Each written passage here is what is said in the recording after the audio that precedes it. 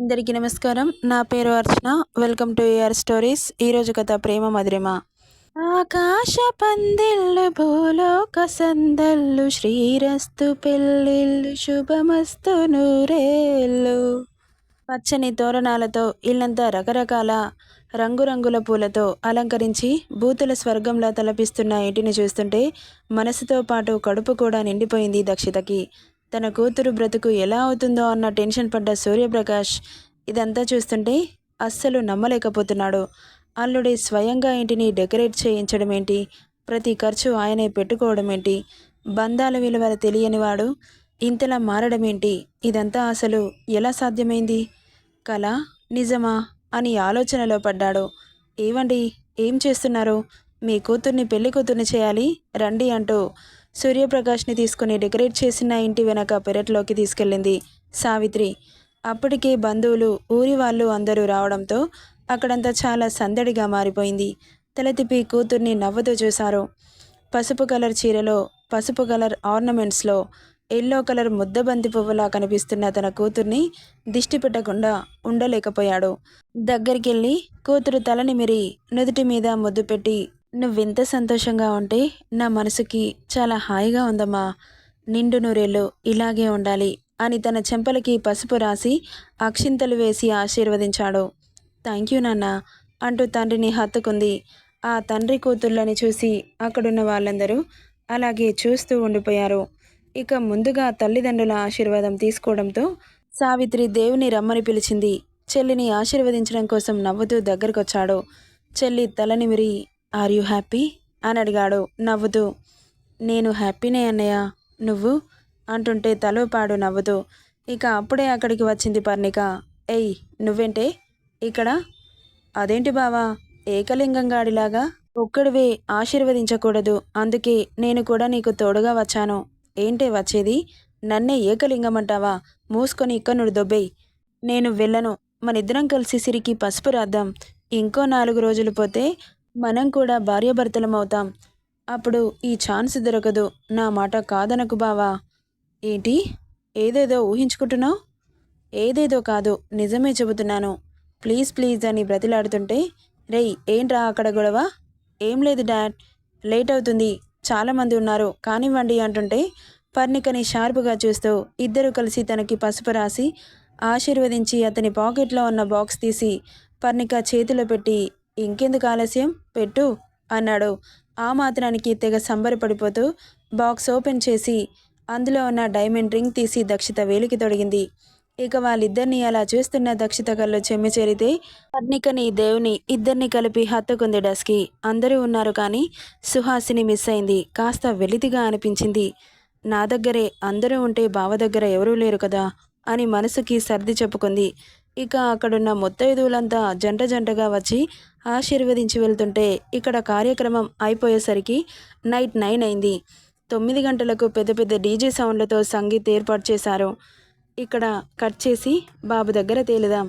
పట్టు పంచలో నెలరాజులా తలపిస్తున్న దక్షిని కళ్ళ నిండా నింపుకుంటూ దగ్గరికి వచ్చి కొడుకుని హత్తుకొని నుదుటిన ముద్దు పెట్టింది. తల్లి ప్రేమకి మురిసిపోతూ ఆమె కౌగిట్లో అలాగే ఉండిపోయాడు.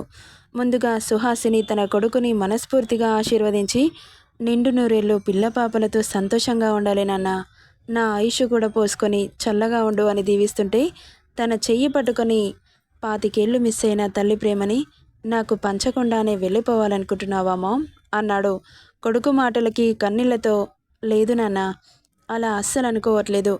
నీకు పుట్టిన పిల్లలని నా చేతుల్లో పెరిగి నీకు పంచని ప్రేమని నా మనవలకి మనవరాళ్ళకి పంచుతా. నువ్వు సంతోషంగా ఉంటే చూడాలనుకుంటున్నాను అనింది. అమ్మ ప్రేమ ఎంత కల్మషం లేనిదో ఆ రోజు అతనికి అర్థమవడంతో సుహాసిని అతని దృష్టిలో అందలాన్ని అందుకుంది. ఇక నుదుటిన బొట్టు పెట్టి చెంపలకి పసుపు రాసి ఆశీర్వదించింది. ఎందుకో ఆ పసుపు రాసే ప్రాసెస్ అతనికి నచ్చట్లేదు. మామ్, ఇలాంటివి ఆడపిల్లలకి పెడతారు కదా, నాకెందుకు అన్నాడు. పెళ్లి కొడుక్కి పసుపు రాయడం మానవాయితీ. అది పెళ్లి కూతురైనా పెళ్లి కొడుకైనా ఎవరికైనా రాస్తారు. కానీ నాకెందుకో నచ్చట్లేదు మామ్. నువ్వొక్కదానివి పెట్టావుగా, ఇక చాలు, నాకిదంతా హడావిడి నచ్చదు అంటూ ఒళ్ళంతా పసుపు రాయడం పూర్తవ్వకుండానే వెళ్ళిపోతుంటే అతని చెయ్యి పట్టి కూర్చోబెట్టింది. అలా అనకూడదు నాన్న, పెళ్లిలో మాత్రమే ఇలా రాస్తారు, జీవితంలో ఒక్కసారి మాత్రమే పెళ్లి చేసుకుంటాం. ఇవన్నీ ఆనవాయితీగా వస్తున్నాయి. నా కొడుక్కి ప్రతి ఒక్కటి సాంప్రదాయబద్ధంగా చేయాలనుకుంటున్నాను. ఇన్ని రోజులు నీ కష్టం సుఖం నేను చూడలేదు. ఇప్పటి నుండైనా నీ సంతోషంలోనైనా దుఃఖంలోనైనా తోడుండాలనుకుంటున్నాను. కాదనకు నాన్న అంటుంటే తల్లిని బాధ పెట్టడం ఇష్టం లేక బలవంతంగానే కూర్చున్నాడు. ఒంటి మీద షర్టును కూడా రిమూవ్ చేయమంటుంటే అక్కడ అందరూ ఆడవాళ్ళు చాలామంది ఉండడంతో ఇబ్బందిగా, మామ్ ప్లీజ్ ఫేస్కి నీ ఇష్టం వచ్చినట్లు చేసుకో, నేను షర్ట్ మాత్రం రిమూవ్ చేయను అంటుంటే, అదేంటి అలా అంటావు, ఒళ్ళు మొత్తం పసుపు రాయాలరా, వద్దని చెబుతున్నానుగా, నాకు ఇష్టం లేదు అంటుంటే, సర్లే కనీసం నువ్వైనా స్నానం చేసేటప్పుడు ఒంటి నిండా పసుపు రాసుకుని స్నానం చేయి అంటుంటే ఫేస్ని ఒక రకంగా పెట్టి చూశాడు. కొడుకు ఎక్స్ప్రెషన్స్కి నవ్వుకుంటూ, నేను అబద్ధం చెబుతున్నాను అనుకుంటున్నావా అంటుంటే మాట్లాడలేదు. బాలాజీని పిలిచి అబ్బాయికి పసుపు రాసే ఫొటోస్ని గూగుల్లో ఓపెన్ చేసి చూపెట్టమంది. ఇక తను చెప్పినట్లుగానే చూపించాడు. నిజంగానే పెళ్లి కొడుకులకి ఒంటి నిండా పసుపు రాయడం కనిపించగానే, ఇదంతా నాకు ఇష్టం లేదు, నాకు నువ్వు తప్ప ఇంకెవరు పసుపు రాయడం కూడా ఇష్టం లేదు, జస్ట్ అక్షింతలు వేసి వెళ్ళమనండి అని చెప్పగానే ఫేస్ మార్చుకొని అక్కడి నుండి వెళ్ళింది సుహాసిని. ఏమైంది నాన్న? ఏం లేదు తాతయ్య, ఇదంతా నాకు ఇష్టం లేదని చెబుతున్నా.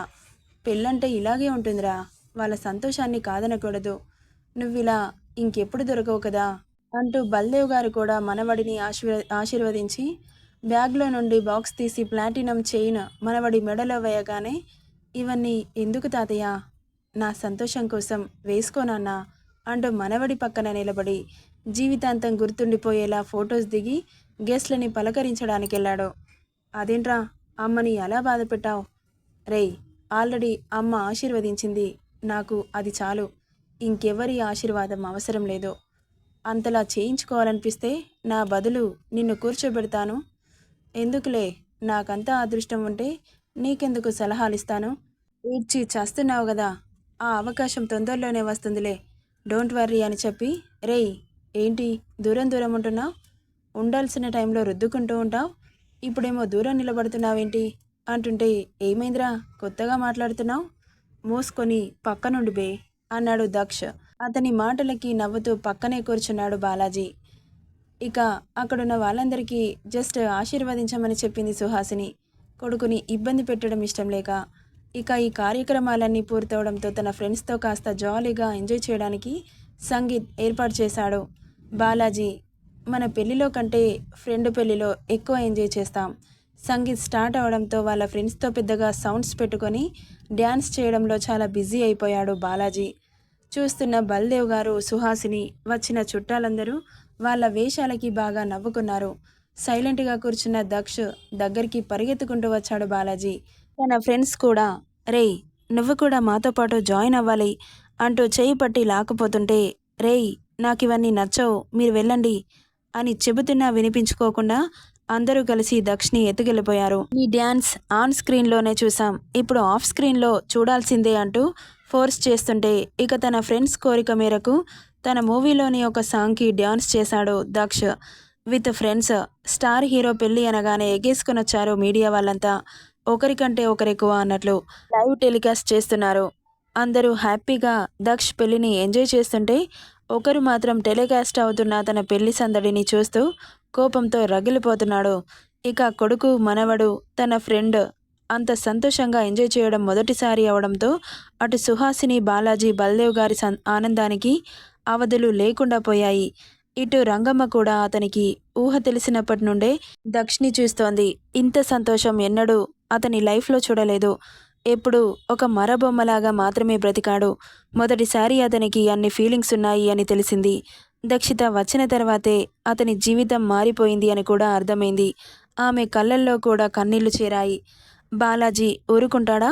చూస్తున్న సుహాసిని, బల్దేవ్ గారిని, రంగమ్మని, ముగ్గురిని స్టేజ్ మీదకి లాక్కొచ్చాడు. అందరూ ఒక్కసారిగా షాక్ అయ్యారు. ఏంట్రా బాలాజీ, చిన్నపిల్లల్లా అలా లాక్కొచ్చావు? మీరు ఎంజాయ్ చేస్తున్నారు కదా, చేయండి, మధ్యలో మేమెందుకు? అదేంటి తాతయ్య అలా అంటారు? మీ మనవడి పెళ్లిలో మీరు డ్యాన్స్ చేయకపోతే పరువు పోతుంది, ఖచ్చితంగా చేయాల్సిందే అంటూ మొండి పట్టు పట్టడంతో చేయక తప్పలేదు అతనికి. ఇక ఆనాటి రామారావు సాంగ్స్ పెట్టడంతో అప్పటి మటుకు హీరో లెవెల్లో ఎన్టీఆర్ని ఊహించుకొని స్టెప్స్ వేశాడు బల్దేవ్ గారు. మావయ్యని చూస్తుంటే ఆమె జీవితం మొత్తం మీద ఆ రోజు మనస్ఫూర్తిగా నవ్విందేమో, అంతలా నవ్వింది సుహాసిని. ఆ రోజు సంతోషం అంతా ఇంత కాదు, ఈ జీవితానికి ఇంకేం కావాలనిపించింది ఆ క్షణం. దక్షు సుహాసినిని లాక్కొచ్చి అమ్మతో స్టెప్స్ వేశాడు. అలాగే బాలాజీ రంగమ్మని లాక్కొచ్చాడు. ఇక అందరూ ఆ రోజు చాలా ఎంజాయ్ చేశారు.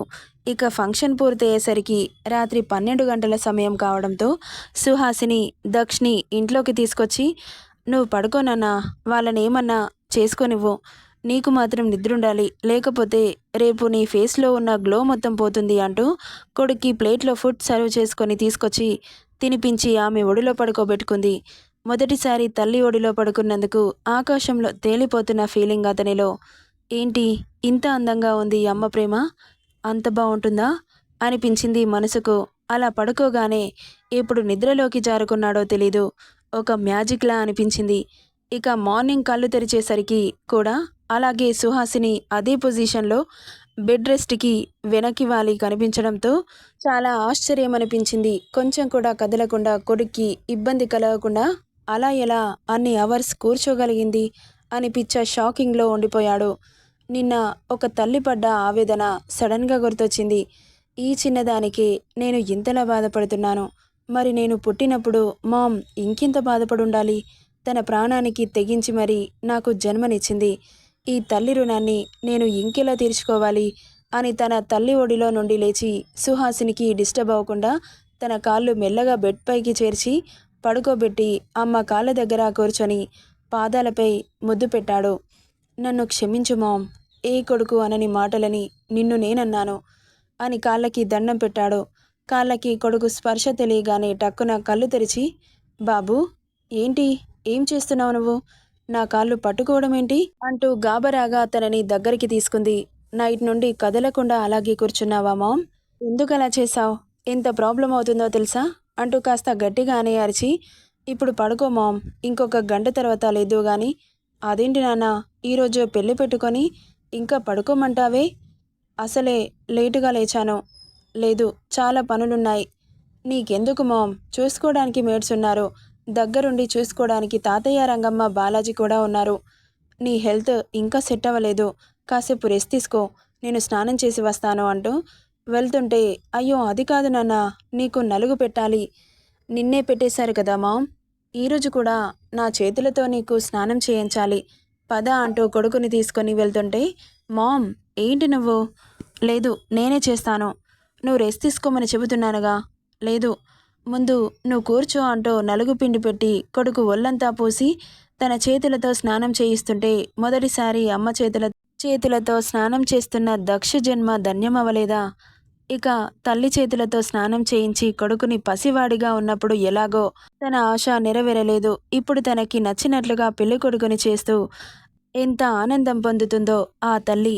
పెళ్లి తిలకం దిద్ది దిష్టి తగలకుండా చెంపకి చుక్క పెట్టి బాసింగం కట్టి మెడలో బంగారు చైన్, చిన్నప్పుడు తన కొడుకు మెడలో వేయాలనుకున్న హనుమాన్ డాలర్ ఉన్న చైన్ ఇష్టంగా తన కొడుకు మెడలో వేసి నుదుటిన ముద్దు పెట్టింది. ఆ క్షణం ఒక చంటి పిల్లాడిలా కనిపించాడు తనకి. పెళ్లి కొడుకు కోసమే వెయిట్ చేస్తున్న బాలాజీ బల్దేవ్ గారు తను బయటకు రావడంతో maroon colour sherwani, gold colour లేస్తో అక్కడక్కడ స్టోన్స్తో రిచ్ లుక్లో ఉన్న దక్షిణి చూడగానే, వారెవ్వా ఎంత బాగున్నావురా, ఈ లుక్లో గనక నా చెల్లి చూసిందనుకో కొరక్కని తినేస్తుంది అంటుంటే తల మీద బొప్పి కట్టేలా ఒక్కటి పీకాడు. రేయ్ పొగిడితే కూడా కొడతారా ఎవరైనా అంటుంటే షార్ప్గా చూశాడు. ఇక సుహాసిని కొడుక్కి దిష్టి తగలకుండా దిష్టి తీసేసి తనని ఒక గాజు బొమ్మలా చూసుకుంటూ అక్క నుండి మండపానికి బయలుదేరారు. రేపటి పార్టులో పెళ్లి కూతురు గురించి ఉంటుంది, పెళ్లి కూడా జరిపిద్దాం. నెక్స్ట్ పార్ట్లో ఏం జరుగుతుందో చూద్దాం. ఈ స్టోరీ ఎలా ఉందో కామెంట్ చేయండి guys. Thank you for listening.